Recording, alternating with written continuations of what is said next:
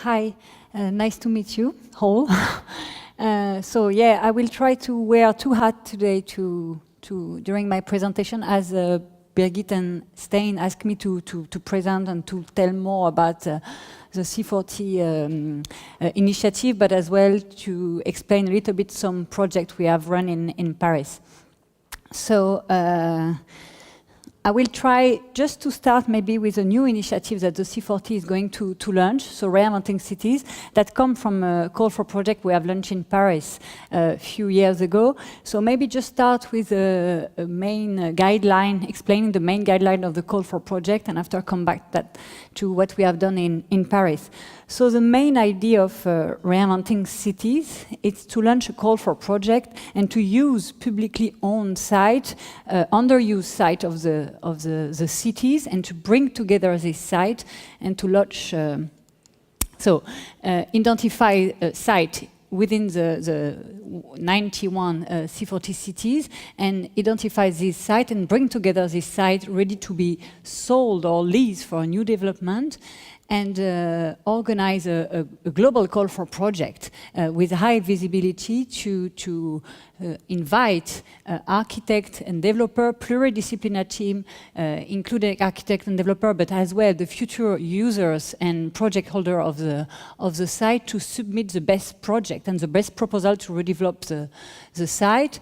And the aim of the call for project is really to deliver landmark project with two main aspirations, carbon neutral project, and as well inviting and delivering the best environmental solution for the cities. So maybe this call for project is based on a project we have run in Paris three years ago, and called Réinventer Paris. So it was launched in 2014, and the idea of the mayor of Paris, Anne Hidalgo, at that point was really to change a little bit the image of Paris. You know, sometimes Paris has his image of old city, a museum city where it's difficult to innovate, and she really wanted to change this image and show that we can reinvent and innovate in Paris. So we have identified 23 sites, we publicly owned sites, or sites owned by the cities, owned by other public partners. We got in the cities, and we decide to use this site to catalyze the innovation in the cities, and to launch a big call for project where the price of the proposal will not be the main consideration, but the innovation will be the main consideration. So we define what we thought was the main innovation for the urban development of Paris. So innovative challenge in terms of smart cities and tech innovation, but as well social innovation, environmental innovation. And we ask, in a very free way, the private sector to propose us a holistic project, including the design, but as well the future activities and the future use for this site. So I would just maybe go very quickly, present you some sites. It was very different type of site, and I think it's a very important point of the call for project. So very classic site like this one, a small plot in the middle of the city center, a larger one in the suburb, but as well a lot of existing buildings. So this one, for example, is a small old railway station that has been abandoned. This one, it's a huge project in the city center. It's a huge underused city administration building that have probably in the rooftop one of the most beautiful view of Paris, but it's a public-owned building, but has been always closed to the public and to the people. This one, it's one more unusual site, as it is an old water plant that is not used anymore. And so the challenge here was to see how we can transform this building and this quite big site for new uses and for new project. This one is an old military site that has been it's empty now. Some more usual sites site as well. It's an old underground station in the middle of the city, and this one as well is quite interesting as Oslo, Paris is trying to fight the car and to try to limit the use of the individual car in the city. So we as well have a new challenge to find new use for the empty parking. So this one is a quite large outside and inside parking in the middle of the city, and so the big challenge here as well was to find a new function, a new use for this parking. And this one as well is quite interesting, as it's not really a site. It was more a hall over the ring road, the périphérique, which is the main ring road of Paris. And so we give the right to build something over the road.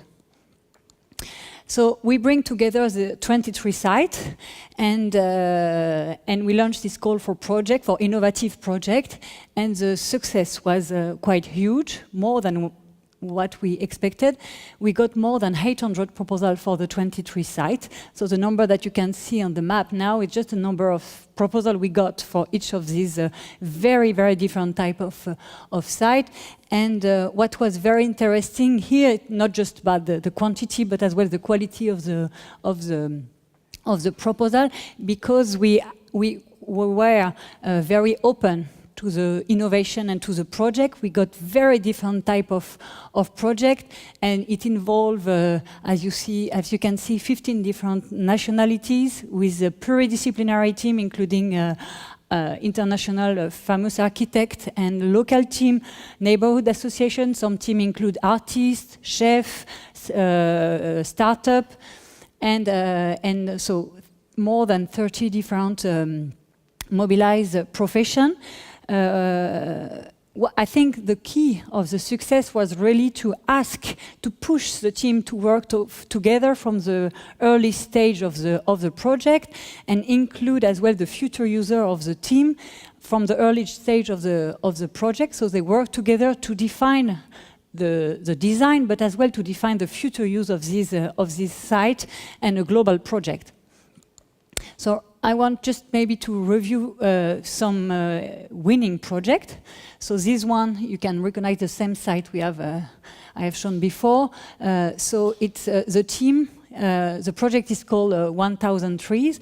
The team includes the famous Japanese architect Su Fujimoto, and he proposed a building bridge that passes over the ring road to connect Paris to the suburban city.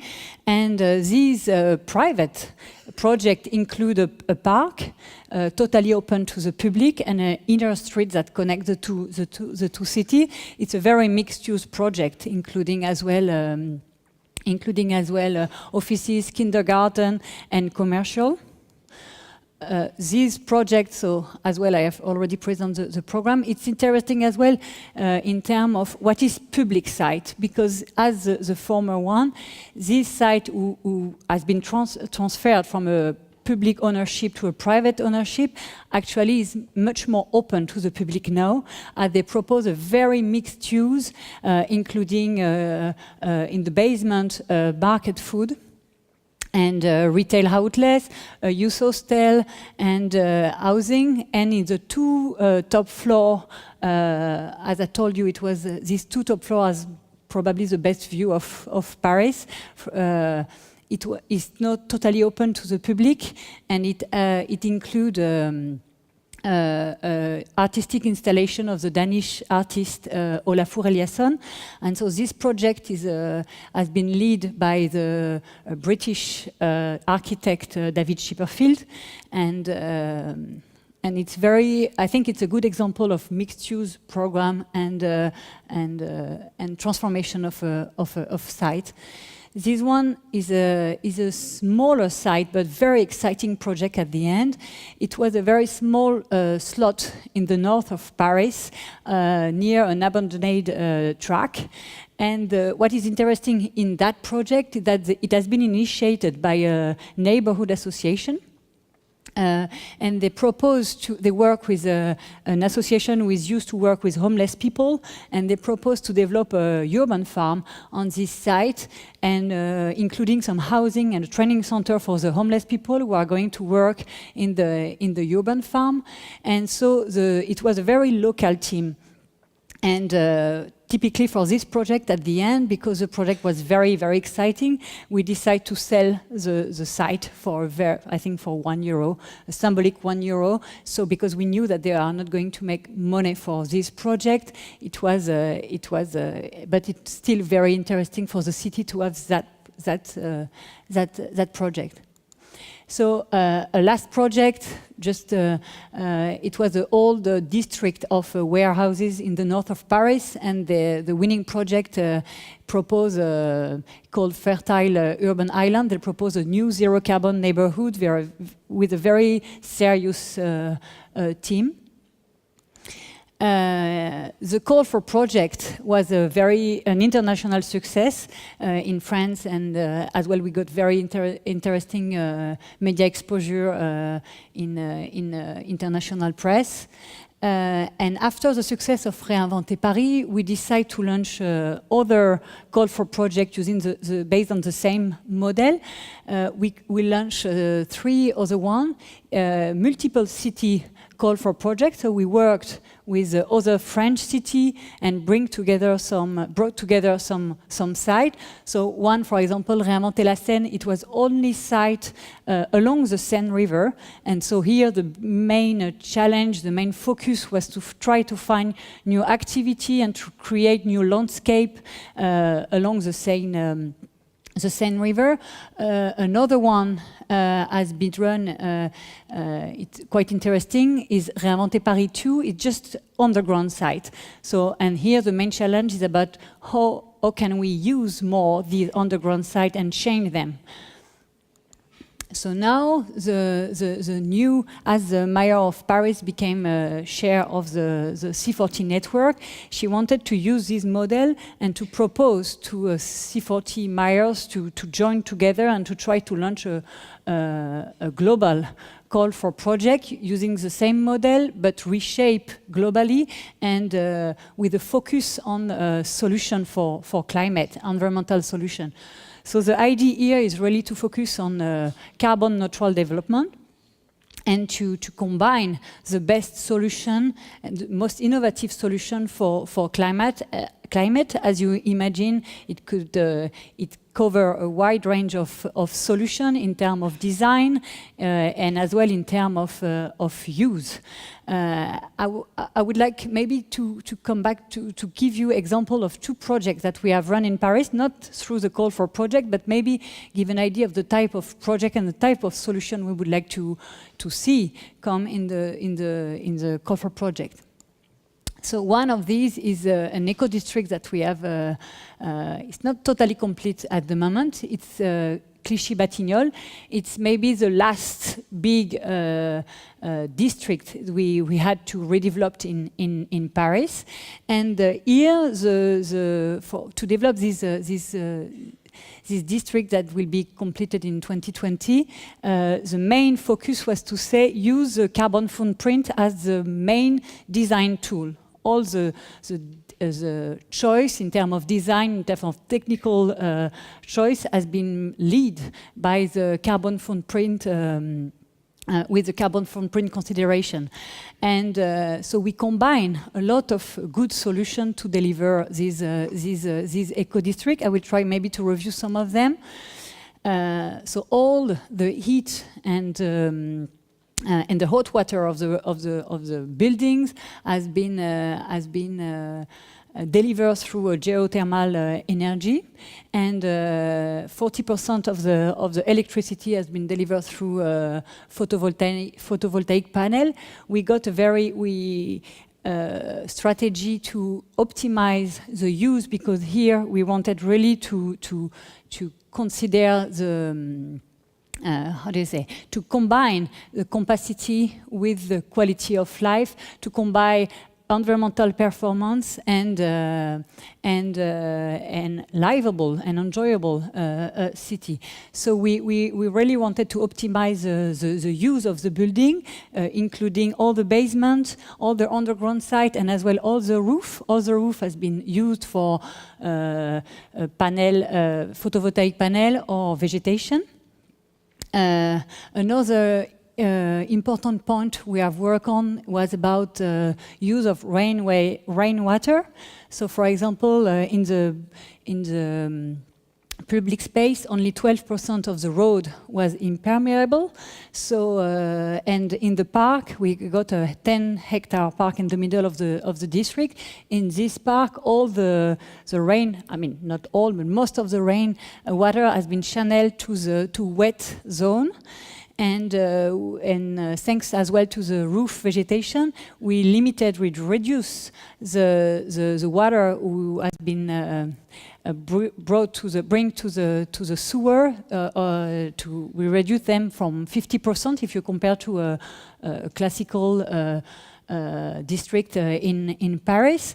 Another innovation, it was the first in France. It's we use a pneumatic collection for all the household waste. And here the aim was really to reduce the logistic connected to the trash, so the trash collection, and to limit the number of truck in the district. Another project I would like just to briefly present, because here it's less about the building, but more about the use and the programmation of the building. It's a small project called Chapelle Internationale, as one of the big issues in Paris is the logistic, to develop new type of logistic, as the number of trucks delivering the goods in Paris are a big problem in terms of pollution and traffic jam. So this project called the Chapelle Internationale, it was a small plot in the middle of the district that were connected to the railway, to the track. And so we opened a new station just for the good delivery, and here the private project proposed to do the last kilometer of delivery using only electrical vehicle and bike for the smaller good. And as you can see on this picture, they combine this logistical hotel with on the roof with a park and a ground, sport ground for the neighborhood. So these very quick presentation of project give an idea of the solution we would like to see through the global call for project that we are going to launch with the volunteer C40 cities.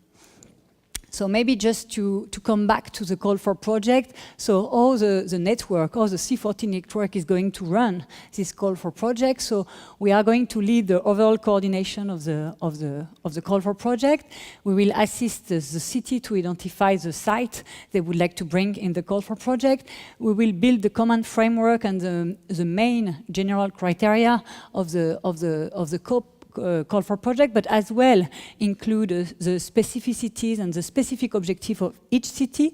So it's going to be a call for project maybe in two levels, global one and more local one.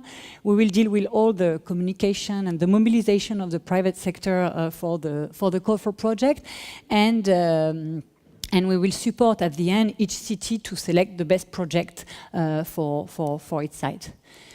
Maybe just give an idea of the timeline. So the idea is to launch the call for project in end of October with objective of selecting the winning project at the end of next year, December 2018.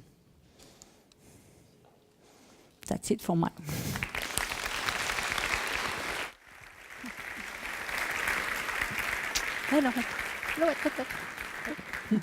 Thank you, Hélène, and thank you for to the French embassy who has actually helped us to bring you here. And I have a couple of questions for you, Hélène. I wonder, this method from reinventing cities, has this been a kind of new planning method in Paris? Reinventing Paris, I meant. Yeah. I mean, definitely what was very interesting in the method, it's really changed the way the private sector is delivering projects in Paris, and as well the way of the administration as judging a project. The fact that to put the innovation or a specific objective in the middle of the consideration, it really opened a little bit the discussion, because the developer are used to, I mean, at least in Paris, to develop always the same type of project. And, you know, they come back with always the same type of project. And it was fine for both sides, for the private sector who deliver the product, but as well for the administration. Here, the idea was to push them to change a little bit the way they are doing. And I think, as I think one of the key of the success was to say, we are going to judge you not on the financial proposal, but on the quality and the innovation of your project. I think the second point was really to let them open, to don't guide them too much on the solution. We try, as far as possible, not to define the program on the site, to let them choose everything. And if you trust them, at the end, you have more innovative project. And it was very interesting, actually, because on the same site, we got so much different project. It was not just the difference for one site or for a project was not just about design, it was about everything. The price, the programmation, the design was different for. And as well, as I told, maybe the way they are working together, putting the architect in a new place in the middle of the team, because the program, it was a holistic program, the architect become a little bit the maestro inside of the team. Some of the team include 20 different professions, and the architect was always the one in the middle who organized a little bit the work, including the future user, neighborhood association, and it changed. A lot of architects come back to us at the end and told that it changed really their role, even their relation with the developer, for example.